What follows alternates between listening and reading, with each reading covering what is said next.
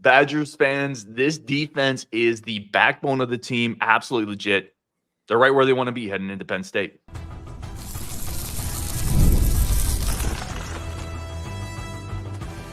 You are Locked On Badgers, your daily podcast on the Wisconsin Badgers. Part of the Locked On Podcast Network, your team every day.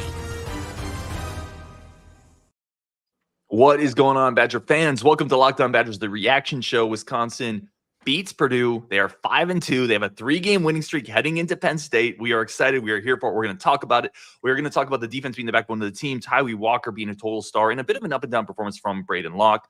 All of that and more today's Locked On Badgers. But first, today's episode is brought to you by FanDuel. With a $5 bet, you get $200 bonus bets guaranteed over at FanDuel.com. Go visit FanDuel.com, the official sportsbook of the Locked On Podcast Network. Gentlemen, I want to start with the defense. That's kind of where I want to start and just kick it around and let you guys go where you want to go. This defense is the backbone of the team. I think for the third week in a row, they've really throttled an opponent. I know it's not the greatest competition, but I think they're coming together, man. Yeah, the scoring defense is dropping like a rock all of a sudden when you only give up 3 points to Northwestern. I think we liked what they were doing even in the Discord this game, bar a few situations where we were like, why is nobody spying? You know, it's a quarterback that wants to run. He can't pass. He's not a good passer. Rajiv, you and I talked about it on our show. He's not a traditional quarterback. Like, he's a guy that wants to run around and play backyard football and sling it up there. He's not a guy that's going to work well within the constraints of a normal pass play. And it showed again today. Like, he's just not capable of running an offense in a conventional sense. That's where you liked Locke in the matchup, because he can run an offense for the most part, provided the pass isn't getting batted. Yeah. I mean, look, you're always going to have games like this where maybe everything doesn't work perfectly, right? We had 2 great weeks, and then we had this game, which we were all nervous about. I was like literally on pins and needles up until pretty much the fourth quarter. But the way that you're going to have games like this, so you have to win games like this if you're going to be great. And the way that you play well and win games when you're playing offense, like we were at least at times, is great defense. We can always count on defense. We have been like that for years. And then there was like a bit of a hiccup and we weren't really sure what we had here. And man, everyone is stepping up. Elijah Hill stepping up. Jaheim Thomas stepped up today. Christian Allegro is continually stepping up. Zachman, Wohler had a good game. Like, everybody played well. You give up 3 points to a team that dropped 24 on Indiana, that dropped 37 last week. That's a big deal. Northwestern made a lot of mistakes, but we capitalized on them. And it was a game that in the first half, we're like, man, we're struggling a bit. Like, we can lose this game if we don't play well. And we didn't need to worry about it because we were only going to give up 3 points. And that is amazing. Even after a turnover, we didn't give up points. Like, the defense really is coming to play. And what better way to go into the Penn State game than having confidence on the defensive side of the ball, because you're going to definitely need it next week. So really good job by the defense. Yeah, I love the point you brought up. It's a roller coaster. Not every game is going to be 52-6. Like, you have to win some games where you don't play really well. And make no mistake, this was not a great, clean Badgers effort. There was a block kick, a couple of turnovers. Wisconsin got some help from Northwestern, fumbling at their 3-yard line before halftime. But you still went on the road as a 7-point favorite and beat a team by like 16, 17 points. Like, you took care of business. And you got it. It's not clean. Totally. And we're not Ohio State. We're not going to have every single week great football. That's just going to happen. So, I expected us to score 27 today. We scored 23. What I did not expect was to give up 3 points. That's what's so great about what happened today. But yeah, like, we were like, every time we come to Northwestern, bad things kind of happen. That's just the reality for Badgers fans. And, you know it. So like, when you come in, you have this kind of performance, when you can stop the other team and say, you know what, whatever happens offensively, we're just not going to let them score a touchdown. That is a big damn deal. And that's exactly why I've got even more confidence going into next week. It wasn't a clean game, but that's okay. We never were going to come to Evanston and play perfect. That just doesn't happen to this team. This is not where you do that. Just like Ohio State can't go to West Lafayette and play a great game. There are certain teams that you struggle against, and this is our team. And fantastic job getting a 20-point victory when you didn't play your best, when you really needed it, when you had the opportunity to, coming off 2 huge wins and looking ahead to what's there next week, homecoming Penn State, Locked On Badgers, Bucky Report coming there, all the good stuff, right? They got a seriously good professional win today, doing exactly what we needed to do to find a way to win. Go Badgers. Hell yeah. Justin. Oh, you're muted, bud. I don't hear you. Better? Better. Right. So my thoughts on this one are pretty simple. I think we did what we had to do. I think we would have got to where my projection was for this game if we would have just ran the ball to finish it off and not burn clock. But it was pretty clear we were getting over 30 if we really wanted to lose. Mm-hmm. They couldn't stop us on the ground. And I was going to say, I want to give props right away. The run defense has been really good. Their running back averaged something like 3.6 a carry, I think. 3.4. Porter had 14 carries for 48 yards. Mm-hmm. Other than their quarterback being able to run, who was their leading rusher, by the way, they couldn't hurt us on the ground. And that bodes really well for this next week because Alar's not the running threat that Lausch is. You have a chance to, I think, beat up on another offensive line that's not, in my opinion, an overly impressive offensive line. I think the running backs are really good for Penn State. I don't think the line is anything special. So I think Wisconsin has a chance to win the battle up front potentially in that game. We'll have to stop them through the air. But looking at this one, just getting back to it, they did a great job of realizing that they had a quarterback that wasn't much of a passing threat and for the most part shutting it down. I mean, at one point, he was 3 of 11 for all 3 completions to the tight end. Like nobody else could get open. They took the 2 receivers out that absolutely gashed Maryland last week in Henning and Kurtz. Neither one of them, obviously, they both got injured in this game, but they weren't really productive even when they were in. So they did a really nice job. I thought Tawee was really good in this game. The offense, he was the offense. Not that Locke wasn't awful. This game was a little bit sloppy for him, but Tawee absolutely is going to be, I think, if the rest of the season goes well, is going to be the guy that we lean on and kind of is our stability on offense. Yeah, he was phenomenal. I want to get into him a little more next segment. I do want to, Rajiv, you had put a comment up, I think, and I think I overwrote it, so I apologize for that if I did. But there's a couple edge guys in this game, still talking defense. I know we were wondering where John Pius is. John Pius showed up in a big time this game finally. But listen, that strip stack before halftime, I don't know why they're throwing there to begin with. Like, you're not going 80 yards on this defense with that quarterback. Yeah, especially with Henning out. Like, what are you doing, David? But like Braun, I think, jacked that up. But Pius around the edge getting the fumble. I thought Sebastian Cheeks, guys, showing burst and pass rush off the edge. Like, those 2 guys. And then Elijah Hills continues to show why he was maybe outside of Tawee Walker, the best transfer pickup of the offseason. This defense is legit. Yeah. Like, it's not just good. It's legit, guys. And they're gaining confidence. They're actually playing with more confidence, which is everything. And, you always talk about getting better every week, peaking at the right time. I mean, the gauntlet of our schedule is coming up, and our defense looks like they're ready to play. Are those teams gonna get us? Yeah, I think that they're definitely they're gonna test our defense. They're gonna score a lot of points, but now we feel like we can play with those teams because we're not just constantly worried about getting gashed up front because Hills and even Barton had a good game. And everybody did. And I just think that when you play like that, and now you give all these outside guys some more confidence, it also means that the other outside guys, if they want to keep playing, they're going to have to perform, right? I mean, if Lowry and Peterson want to keep Pius off the field, they're going to have to do more work. So I think that all that competition is only going to be good for this team going into the stretch. A really, really tough stretch. Yeah. One thing I will say, I think the reason why everyone kind of doesn't give this defense the props it deserves is simply that the flash plays are something that you don't see a lot. There's not a lot of turnovers that they force. There's not a lot of negative plays where they're blowing through like the old Badger defense that we used to have. They just don't give up a lot of plays to begin with. Like they're a lot like Iowa in a way, where you watch it on defense and you're like, man, they just make you have to work the ball down the field and constantly have to grind to have something good happen. And it's working for us. Yeah, I 100% agree. They don't miss a lot of open field tackles. I think that's gotten better. They know where they're supposed to be. There's a bunch of veterans in the back 7. We're going to talk about Tawee Walker coming up. Talk about how he keyed the offense. That's coming up next on Locked On Badgers. But first, a quick break for our friends of the show We're going to take one quick break for our friends of the show. Get back to this incredible episode. Today's episode is brought to you by our amazing friends over at Hims. Listen, life is a blender of spontaneous moments. You can be sitting there on the couch, having the IPA, a bowl of Cheetos in front of you. Then you watch Kenzel Doe go ahead and house a punt return, or you see Graham Mertz look like Dan Marino in his first action, or you see Slam Sam Decker catch an oop and bring it home.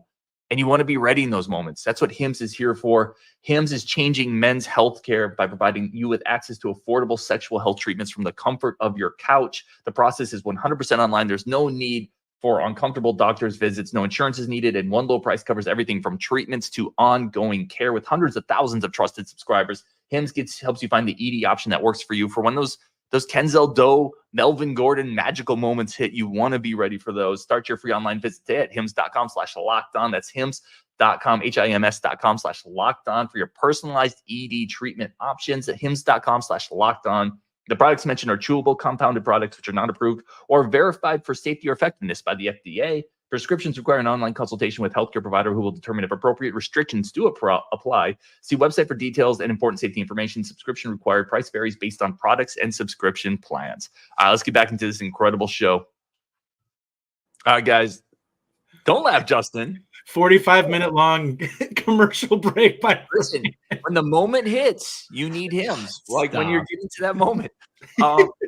Justin, Tawee Walker, like we talked about it kind of in the Discord. I feel like he's kind of like a Corey Clement type of back. I actually like that comp a lot. I think it's like they even run similarly. Short, choppy steps, kind of slippery. I think he runs a little bit more like pre-injury Corey Clement. Clement really didn't come back with the same. He just wasn't as spry when he came back after the abdominal injury. Tawee looks good, man. Like we started the game early, and we have our own personal text, and I was sitting there talking to Rajiv and Ryan. I'm like, just run the football. He's getting like 4 or 5 yards every time he touches it. Like it's not like he's getting stopped up ever. So just keep running it with him.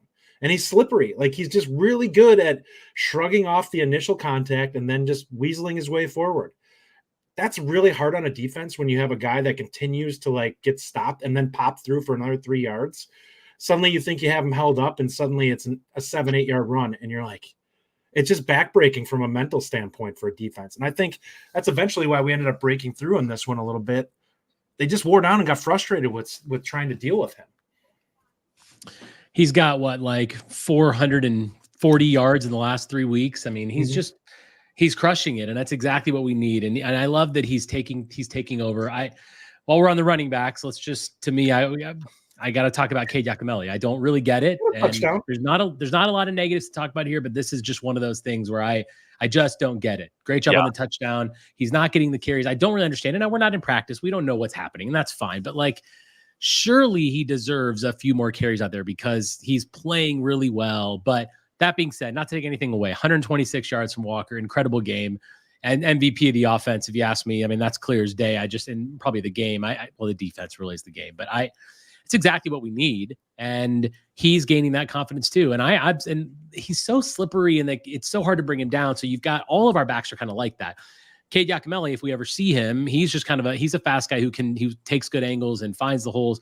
But Dupree even showed it a little bit too. They're just hard to bring down, and you couple that with our good run blocking that we had for the most part today, a couple hiccups, but that's exactly what this running game needs to do. I appreciate the fact that we ran the ball 43 times. I mean, that's great. We averaged 4.6 yards a carry and total. I mean, there's not a lot to complain about when it comes to the rushing attack. Yeah, I wanted with Tawee, the amount of times it takes one guy to tackle him there's like 1 or 2 times a game. Mm-hmm. The rest of the game, it takes 2, 3, 4 guys to tackle that dude. He's a stud. Like, he is definitely the bell cow of this offense. Evan Gabriel down below says free Yak. I almost made a meme in the game of Yak in a jail cell, like trying to break out. But I will say this, like, we also saw the Dupree stuff. Like, there's no part of me who wants to see less Dupree. I just want to see more opportunities for Yak. But Dupree on the edge, like, that's what we've been talking about all year. Yeah. Swing passes, toss cracks. He's too good out in space to not give him more reps there. Absolutely. You're not tackling him with one guy. I think, quite frankly, you're hurting. I shouldn't say hurting. I think you're maybe misusing him a little bit this year, running between the tackles. When those could be Yak reps. Even though he ran really hard to end the game. He did, 100%. but give him a few more on the edge because he's so dynamic out there. And then you can take a couple of those in between the tackle Yak or Dupree reps and give those to Yak. I just think that makes too much sense. Literally when at the start of that play, when you saw him out there and get that catch, and I'm like, oh, that's great. That's how we need to use him. 26 yards. I'm like, I mean, this is exactly what you need to do. You have to find more plays like that. And I give Longo credit for the last couple of weeks. I mean, he's called pretty good games. I had some issues today with a lot of things. I'm sure we'll get into them, but I just think that like, that's one of those things where I am growing in confidence with Longo. I'm happy in general with how he's been playing and how he's been calling the games, but there are still a couple sticking points. And one of them is use your players in the way that they really are intended to be used. And it's clear. It's not like, I mean, fans know it. Everyone knows it. Dupree is better on the edge. Give him that space to do it and put Yak in the middle and between the tackles. I mean, or at least try it once. Why would we know? One time you did it, you got 26 yards. Yeah. What were your thoughts on Locke, Justin? And then Rajiv, go to you on this one too. I thought the decision making for the most part wasn't terrible. He got a couple of balls batted, but you could see where he was going with it. The guys were open. The issue I had with him was the awareness on the ball that he fumbled on. Like, you got to have a little bit more pocket feel from that, and you can see that guy kind of glancing past. I realized it was a missed block. It's not totally his fault. It's a backside guy, so you can't totally put it on him. But he's got to have better feel than that. Other than that, the interception, that ball can't be thrown, or it's got to be thrown more accurately because CJ was wide open on that play. And I don't know if that throw just sailed on him or what, but it wasn't. I don't even think it was on target, even if it was shorter. Like, it would have been like rifled into the ground, like 5 yards to the left of CJ. So for me, after the last 2 weeks, I just feel like Locke is kind of he's back to just being Braedyn Locke. Like there were issues kind of before that were hidden up the last couple weeks because he did really play really well. He deserves a lot of credit for the way he played. But yeah, I mean, there could have been 2 or 3 interceptions. Honestly, there were a couple other plays that he really shouldn't have had. A couple batted balls that, once again, we know that. I just think he just kind of went into a bit of a shell today. Like, he was playing with such swagger against Rutgers and Purdue. And I think some of that went away. And maybe it was, like the people even Badger players that never really were part of this rivalry understand that Northwestern's a difficult place for them. They can read, they understand the history of kind of how this rivalry has gone. And maybe he was just a little bit tense. But the other issue that we have to talk about is the fumble. I mean, Ryan, I know that you've said this a couple times. He's just so loose with the ball back there. And I've praised his pocket presence the last couple of weeks, and I think that's there. But today, he kind of got a little lost back there. And when that internal clock has to go off to know that if you're anywhere near the end of that clock where people are back there, you got to protect the football. You just have to. Now, I blame the play call in that particular situation, but I just think that he has to be better because Northwestern got that kind of pressure. What kind of pressure is Penn State going to do? How hard is he going to get hit when Penn State and Iowa and Oregon? Like, that's going to be really difficult for him. So he needs to play more clean. Turning the ball over twice just isn't acceptable. That's the biggest problem. So while he has taken steps in his game, and I think he did make a couple good passes today, he just has to keep growing. It was 2 steps forward, 1 step a little bit further back, but that's okay. He just has to keep going the right direction, take care of the ball, play clean, and we're always going to be in good positions. So I think really quick with Locke. I think that's a good point. Like, it's about taking care of the ball. At the end of the day with him, that's 5 turnovers in the last 3 games. 5 in the last 3 games between fumbles and picks. He has to take care of the ball because the other stuff is coming along. It really is. And Justin made the good point. Even on some of the missed throws, you could see where he was going with it. It was a slant that got tipped, or even on the kind of bad snap from Renfro, you could see where he wanted to go with the ball. I think he processed quickly there.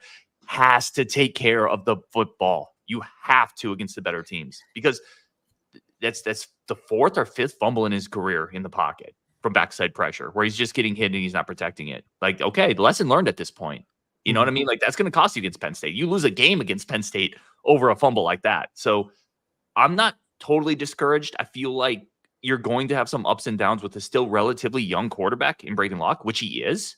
And you still saw some throws that, quite frankly, receivers had to make plays on. Will Pauling dropped one. Vinny Anthony dropped one. Those aren't necessarily on Locke, but it comes down to ball security for me.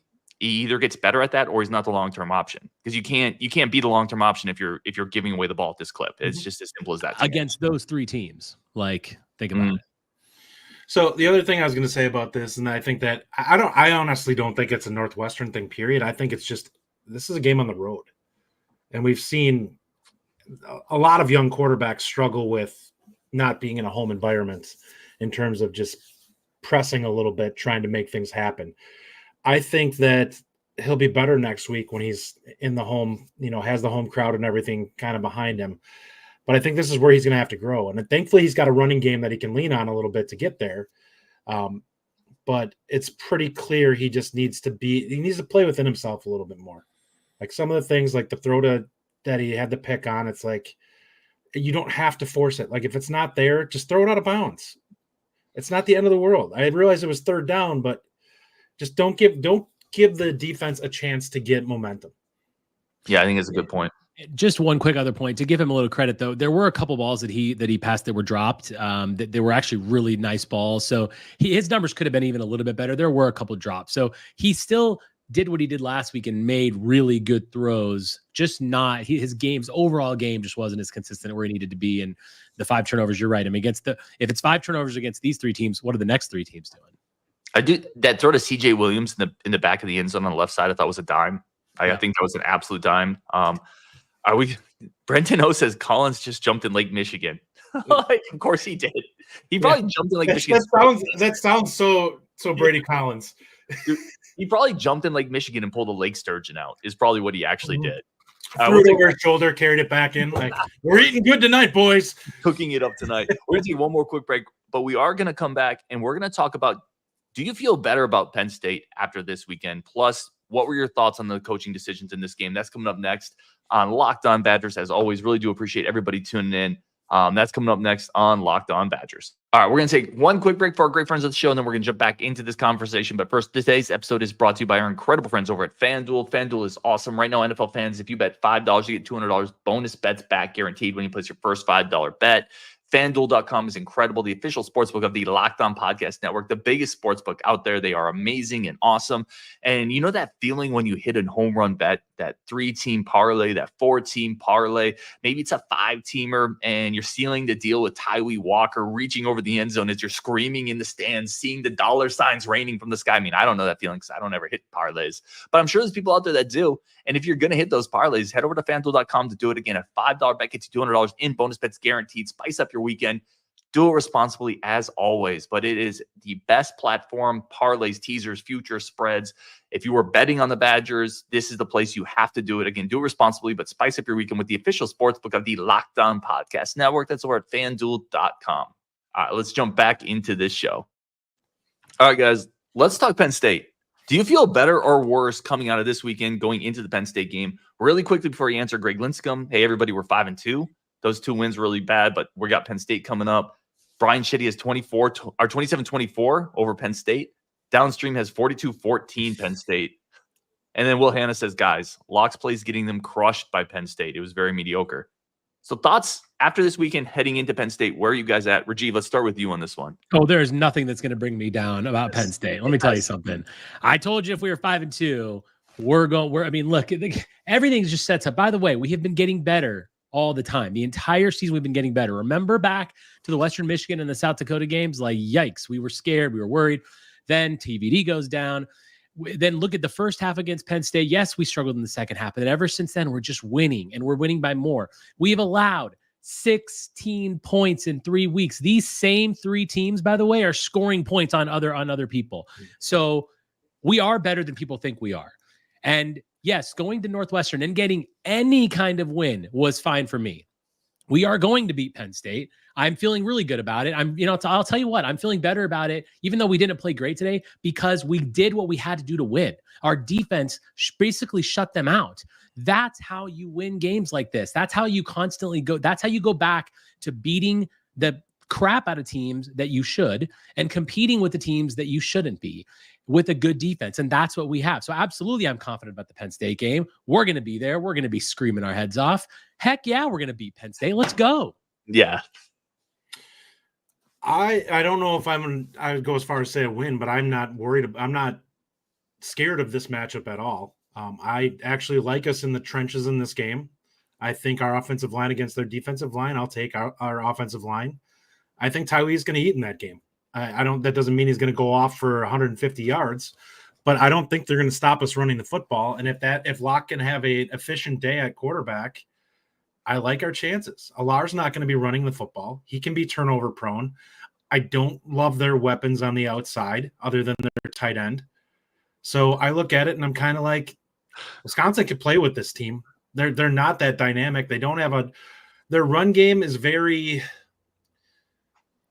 they require their running backs to make plays. And it's not a running game like Wisconsin where you see sometimes Tawee has a huge gap to run through and you're just like, dang, he parted the Red Sea there to get downhill. That's not what Penn State's going to do. The running backs are going to have to juke a couple guys and make somebody miss and get into the secondary. Wisconsin can get by a little bit more without that. Now, we don't have the pass rush. I would like to have a little bit more of that and that coming into this game, but you don't have to sit there and worry about putting a guy on Alar because he's just not going to take off and run. So I actually feel good about this game. I think unless they get on top of us early scoring, I think Wisconsin can hang with them. I think there's absolutely a chance Wisconsin can win that game because I think offensively they're capable. They've shown that against anybody they can put together drives and move the ball down the field. It doesn't matter. They did it against Alabama even. They may not have put it in the end zone, but they were moving the ball down the field. I love it. I love it, man. I love it. 3 weeks ago, we were wallowing in the self-pity of craptacular seasons, and now we're 3 in a row. Listen, I feel better about this game than I did when we were at the Ohio State game last year. I feel better about this game than I did about the Ohio State game, and that was a close game.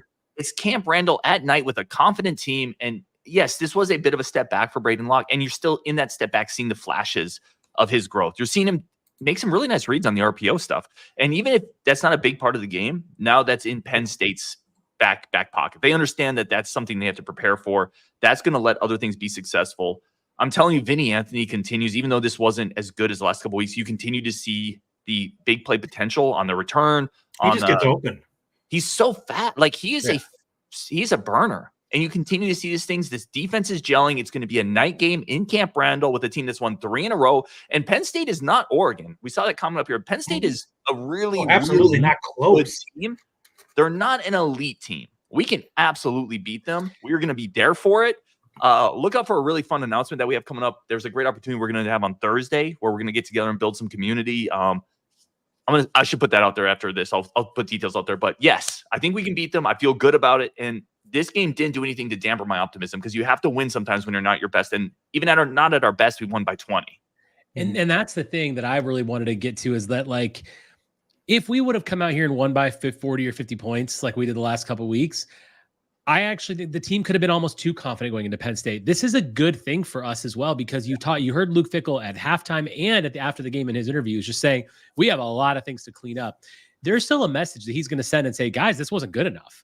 And if you're going to play against Penn State next week, you've got to be that much better. So it's a learning opportunity, and we still won by 20 points. I'm never glad that we don't crush a team, but there were things that Braedyn Locke has to go back and learn this week, and that's that much more growth for this team. The one thing Fickell has shown all season is that we're growing every week. We are getting better. We are getting better as the season progresses. This is one more growth step for this team. So, I mean, if you look at it from that perspective, which I'm always going to look at things from a positive perspective, you could also say that this really benefited us, the fact that it was a bit of a tough game at times. Yeah, 100%. Game ball defense aside, I want to do a quick couple of superlatives to wrap this up. I'll go first. I think to me it's John Pius, like kind of the coming out party. That play before halftime where the game is still kind of close and weird. And the longer you let a team that's not as good as you hang around on the road, the more chance something stupid happens. Like that great pass rush. And he had a couple of nice plays in the second half as well. To me, it was a bit of a Pius coming out party. I'm going to give the game ball defensively for me to John Pius. I actually had Jaheim Thomas. I've been very critical of him most of this season. He made a lot of plays in this game. He just was all over the field. He did a nice job in the run game for the most part. Absolutely blew up a 3rd and 2 or whatever play where the a quarterback design run.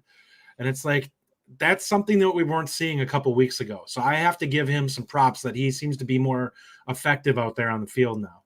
And even Chaney, I've been very critical of both of them. Chaney had some really nice plays in this one.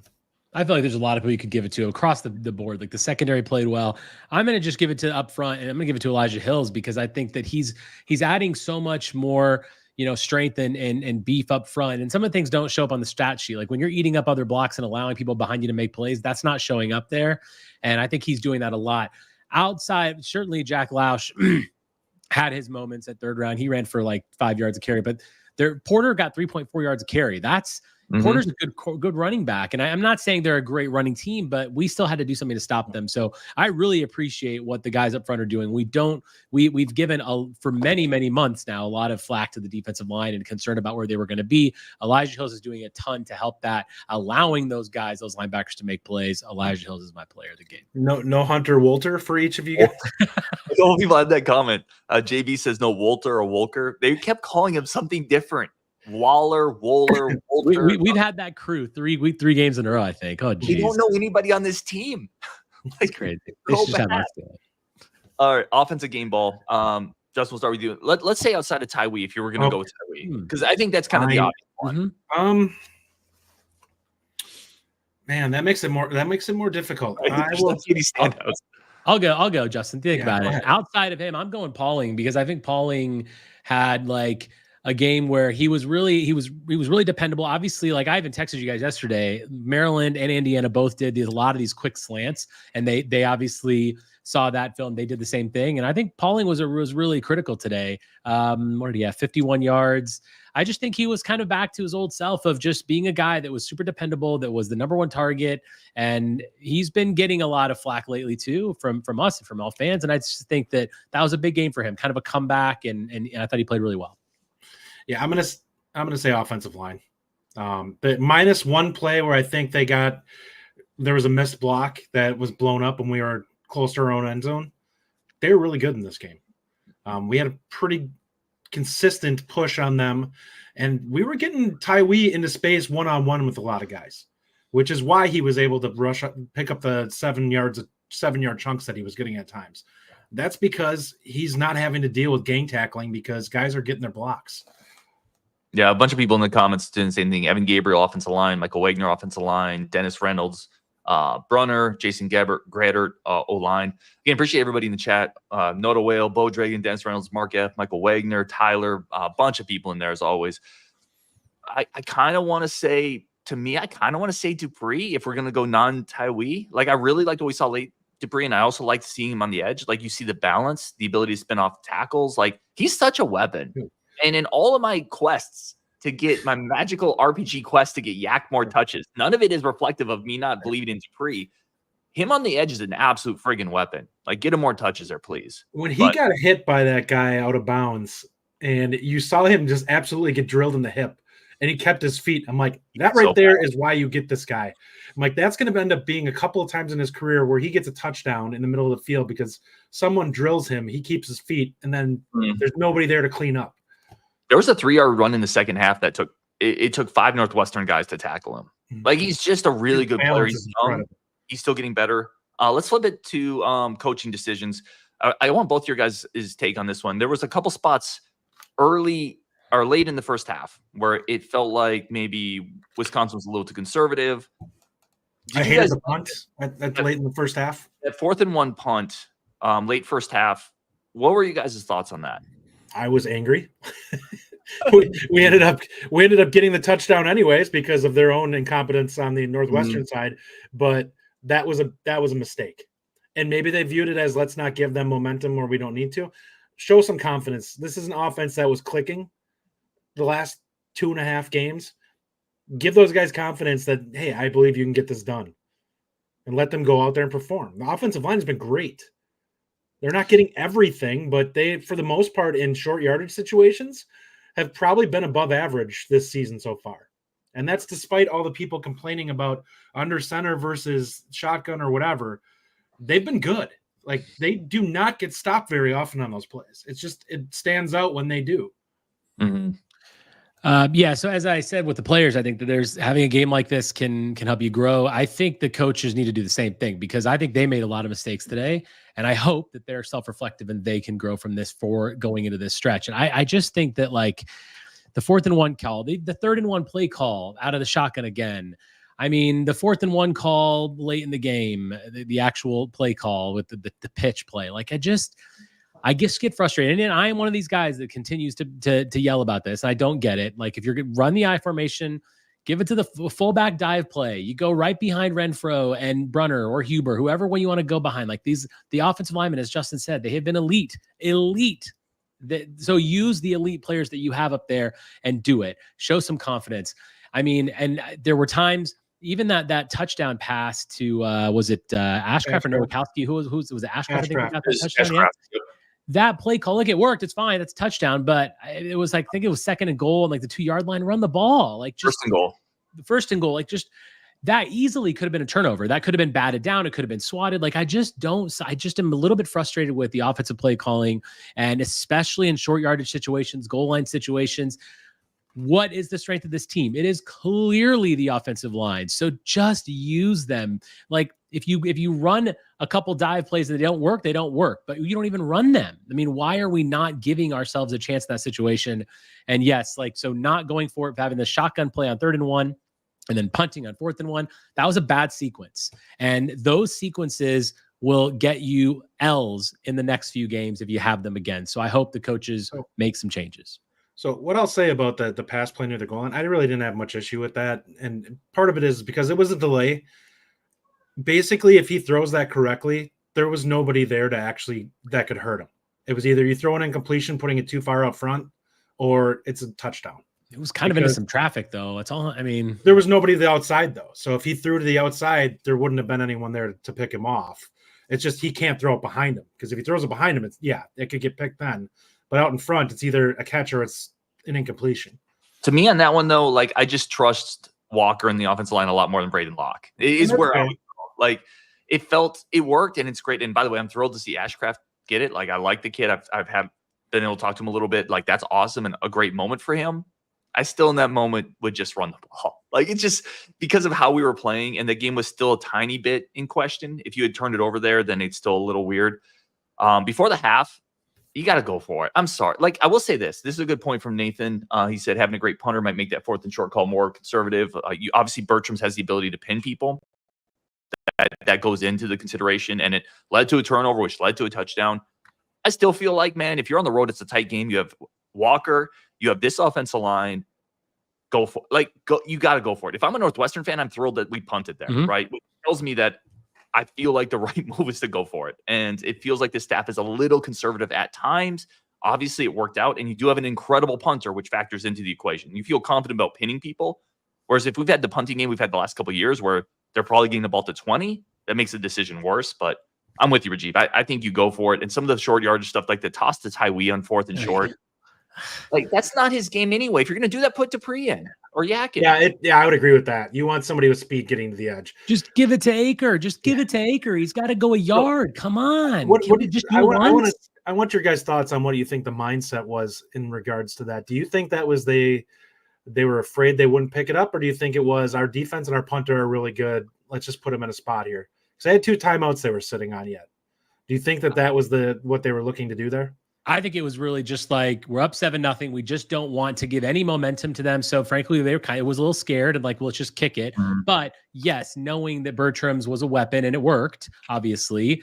I mean, if you tell me he's going to be inside the 1-yard line, then that's fine. But I just think that, I do think that it factored into just not wanting to have any chance of them having momentum going into the half. I'll also say this. In that moment, if you are going to punt, you can't also burn a timeout. Because for sure. Because then if you if they run 3 times at their goal line and you have all 3 timeouts, you can get the ball back with a minute left and they're punting. If they just run 3 times and you burned a timeout, you're going to get the ball back with that best 30 seconds. Like to me, that's a coaching miscue that didn't cost you because you're playing Northwestern. But you have to, if you're going to punt, don't also burn the timeout. Or if you want to kill the clock, take the 5-yard penalty. 100%. Just take the 5-yard penalty. Like that's a weird, and it's fine. Like nobody's perfect in every game. Coaches, players, execution, whatever it is. This is still a 20-point win on the road when you're overall, this is still a really solid performance. But it's those little things that are against a better team going to hurt you. You got to be a little bit better in that situation, in my opinion. While we're talking about coaches, I just wanted to bring one thing, get your guys' take on this. I mean, Tretch had 1 catch, and it was really just it's just the deflection. why is he not more involved? And it's kind of frustrating because I think he's had a couple really big weeks that I think he clearly turned a corner. I mean, we obviously everyone kind of fans always knew that he was going to be great, but he turned a corner in his production and his targets, and all of a sudden we didn't see that as much. I think he was targeted a couple times by that one catch. I just would like him to be more involved, and I was kind of surprised in today's game that we didn't see that. I don't even know if he was targeted on that one. I think it was actually to the other guy. He caught it. Yeah, it is interesting to see it though, right? I think this game script felt wonky from the start. Like it felt like we were a little disjointed. You're on the road, and it felt like it morphed into a little bit of a we're going to survive mode. I still think though, at times it feels like it's so hard for us to get him the ball. Like we're going to give him the ball on a jet sweep because that's the only way we can figure out to do it. They got to find easier ways to do it because he's one of their playmakers. It also felt like in this game maybe they didn't need to, so that was kind of just part of it. But going forward, he's got 14, 15 catches this year. Yeah. It's not enough. Like the guy he's averaging 15.4 yards per catch. Like too dynamic. You got to figure it out. And if that means you have to simplify some stuff, if that means you have to put him in the backfield at times, like the Niners do with Deebo Samuel. He's not a running back, but he's just such a dangerous freaking weapon. You find ways to give him the ball. And I'm not saying you do that with Tretch, but he's too good to go through a game and get 2 touches, period. I agree. And argument for me. I was big on him to start with. And back to the positive stuff. Penn State next weekend. Let's get him. Yeah. Let's talk a little bit about Penn State then, and we'll wrap it up here. Again, appreciate everybody in the chat, man. We have so many great comments here. I'm going to try to throw a couple of them up. But we are going to be in Madison, the 3 of us, next weekend. Thursday night, we are going to be doing Thursday around 5:00 in Scotty's. We're going to be doing an event where we're going to put up Badgers, Kentucky, the classic basketball game. We're going to have beer and wings. Just a community event. That's all it is. We're not recording a show. We're just going to hang out and watch one of the greatest basketball games in Wisconsin history with basketball season coming up. We're going to have beer, wings, maybe a few guest surprises as well. Highly encourage every single person showing up. Like, I'll put more details out, and then we're going to be at the game. I don't know if we have any other real plans, guys. We don't. But one of the things we obviously probably will do on the game, even at some point before the game, at some point on Saturday, we'll make it to Scotty's or another place and we'll certainly let people know. Probably Scotty's because that's where we end up. And I know we're gonna be doing some tailgate stuff too. But definitely, come hang out with us. We'd love to. We always have so much fun when we've been up there before and get to hang out with a lot of Badger fans. So definitely come and find us, and we'll communicate where we are. 100%. Justin, last thoughts on this game. Something else that stuck out to you, some other question you had for us, some comment you wanted to see? I wish the passing game was a little crisper in this one. I mean, I think we're right that it is one of those things that they come away from this one and you have a lot of things for guys to kind of focus on heading into next week, which will hopefully make them a little more crisper going into that game. Do you guys think that the game plan that Northwestern came into kind of threw a wrench in some things that they weren't expecting possibly with the way this one played out, and that's why the offense was maybe a little bit sloppier than what we were expecting? Or do you think that it was self-inflicted? I think it was self-inflicted. I think the game plan was honestly exactly what we probably thought it was going to be, truthfully. I thought it was also self-inflicted. I thought there was some weird stuff that between drops, tip passes, a couple turnovers. I thought it was self-inflicted. One last thing that I want to put out there. For everyone that's wringing their hands over Matoyer going in there for one snap, stop.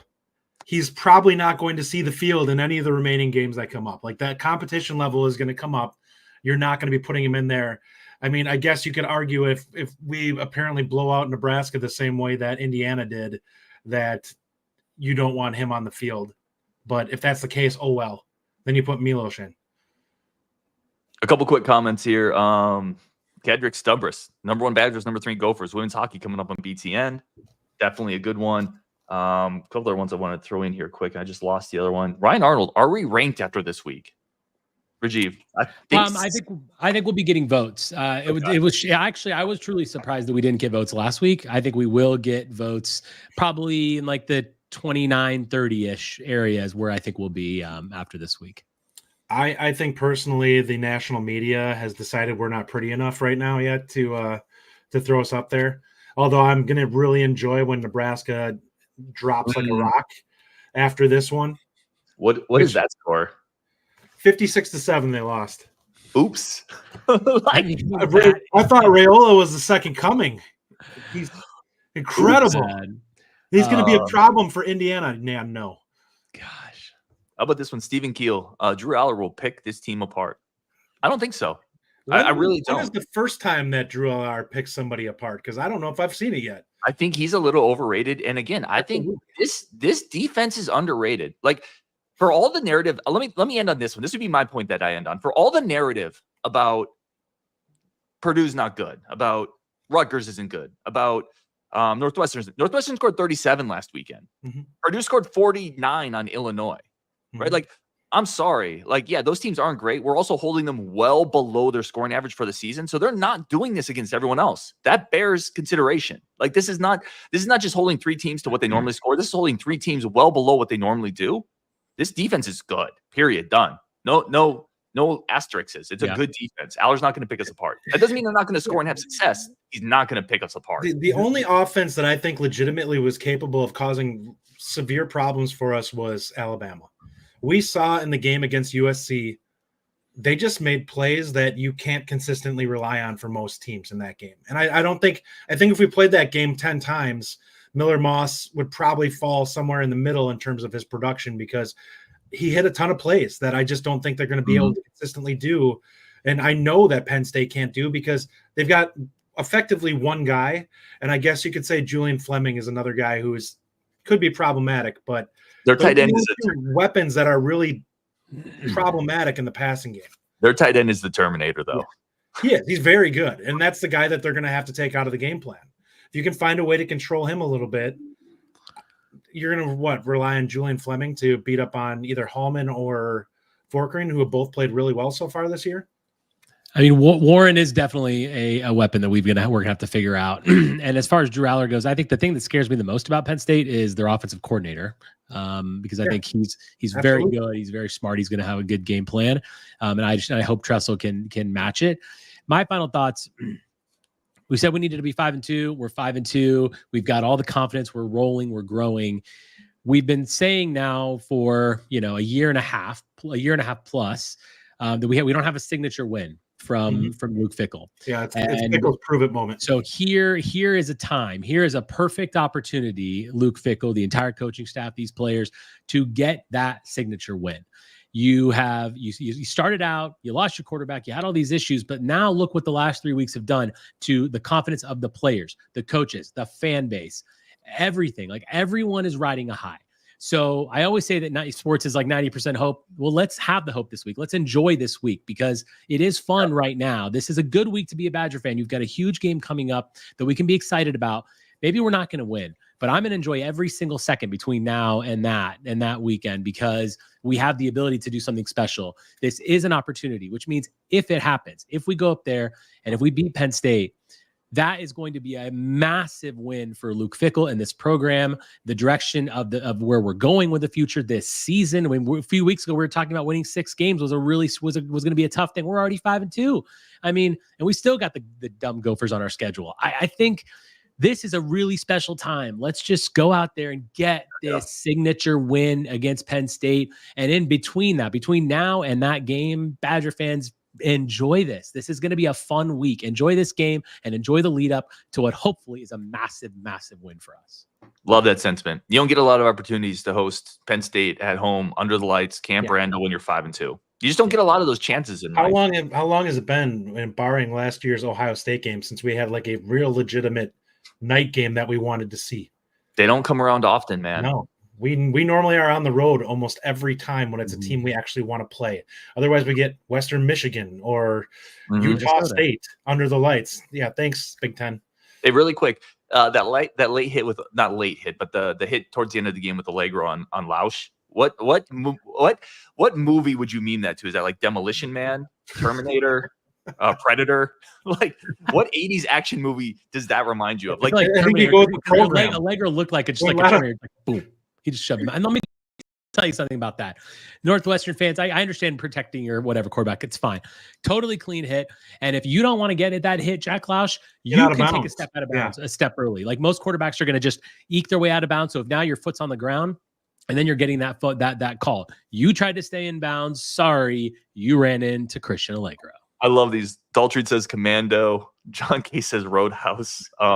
Greg Linscomb, Die Hard. All of those fit. Allegro just blew him up, man. He is so good. I also forgot to really quick, guys, and I blame you guys for not reminding me of this. This is awesome. It's a good day for me. And now it's not going to play. Here, I forgot the on opening on the we play on the win. This is awesome. It's a good day for me. You need to just take that out and put the creepy guy in from good day for me. Family Guy. Come on in here, buddy. Technology issues. But all right, guys, we'll wrap it up there. Again, appreciate every single person tuning in. We got 600 people watching right now, plus a ton of people in chat, a ton of people that watch us later too. I think I speak for these guys, myself. Y'all are incredible, and you make this awesome. This community is incredible. Always go check out Justin Rajiv over on the Bucky Report. That's the kind of twin show to this show. They do great stuff over there. Follow them on Twitter. We had Kedrick Stumbris in the chat. Go check out his work as well. He's incredible, way smarter than I am. Covers a wide variety of Badger stuff. So go check all those dudes out. On Wisconsin, gentlemen, we will be in Penn State next weekend, celebrating a Penn State win. And listen, look for something special if we beat Penn State. We might be recording from an incredibly fun spot.